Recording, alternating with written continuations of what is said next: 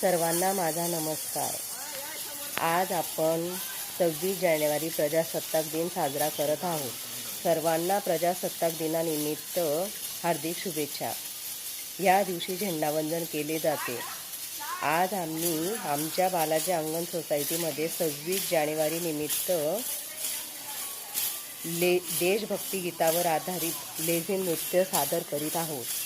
लेझिम नृत्यासाठी बालाजी अंगणमधील सर्व महिलांनी छान तयारी केलेली आहे. सर्वांचे खूप आभार.